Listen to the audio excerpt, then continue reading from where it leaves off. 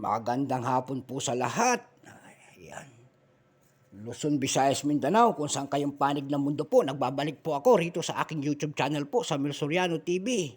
29 po. Ayan.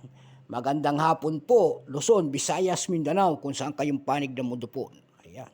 Lalong-lalo na yung ating mga subscriber dyan na nag-subscribe dito sa aking channel po. Thank you so much po sa lahat. Yung mga hindi pa po nakakapag-subscribe, ayan po, makikisuyo lang po sana. Pwede nyo pindutin ang ating notification bell. Subscribe po para mga update po kayo doon sa aking latest na mga video pa po about coins.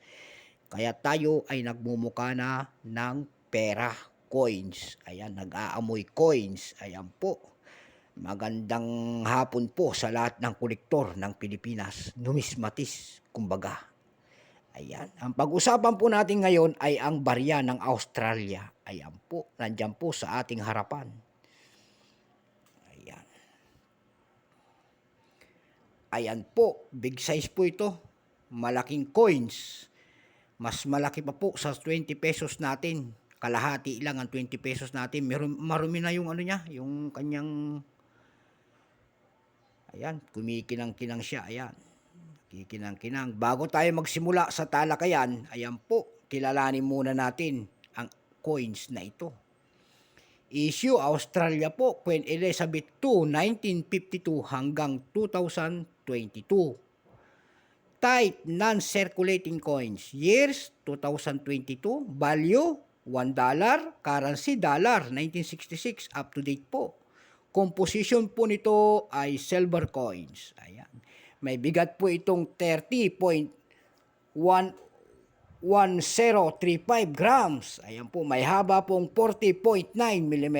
May kapal pong 3.5 mm. Shape, siyempre round. Orientation po ay medal alignment. Number and dash 307024. Reference number KM33. Ayan. Commemorative issue, Year of the Tiger po ito. Ayan po, Year of the Tiger. Tignan nga natin, oo nga. Ayan po, ang kanyang leon at may anak. Ayan po, kaya pa Year of the Tiger. Ayan po. Ayan po. Kumikinang yan. Tabi. Oh. Lalo pag ginanyan nyo. Yung capsule po ay may gas-gas, kaya gaganyan siya, pero walang gas-gas pa po yan. Ayan po. Ito po ay year 2022, Year of the Tiger po. Ang 64% ang percentage nito. Ang ginawa po naman dito sa barya na ito ay 300,000 piraso lamang. Ayan po. Katulad nito, uncirculated po ito. Nagkakapresyo siya doon sa kanyang selling price doon sa ating numista. Yung uncirculated po nito ay 19 pesos. Ayan po. Dumako kaya tayo doon sa ating ebay.com para tumingin ng presyo niya. Ayan po, pumunta po ako doon sa ebay.com po. Nakakita po tayo doon, may nagbebenta po nito ng $67.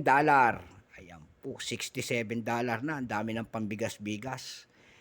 Doon naman po nakakita tayo ng presyo na may nagbebenta po ng 3,807.25 pesos. Mayroon din naman napakataas doon na 9,603.36 pesos. Mayroon namang 11,932.64 pesos. Ayan, lalaki. Tingnan nga natin, sabi ko, kaya pumunta ako doon sa carousel.com. Ayan.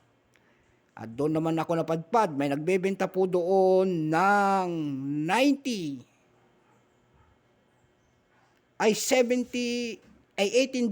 Ayan, $18 at saka $59 po ang nagbebenta doon. Ayan. $59 at saka $18 po doon sa carousel.com po. So hanggang dito na lamang, sana naliwanagan kayo sa mga presyo ng ating mga coins parati kong sinasabi po. Ayan. At magandang hapon po sa lahat, Luzon, Visayas, Mindanao, kung saan kayong panig ng mundo po. Ayan. Thank you so much po sa mga aking mga subscriber po. Yung mga hindi pa po nakakapindot sa ating subscribe button, ayan. Baka pwedeng makisuyo, pakipindot naman po ang ating notification bell, subscribe po para ma-update po kayo doon sa mga latest ko pang gagawing mga video po. Ayan. So hanggang dito na lamang po ang aking vlog sa hapong ito.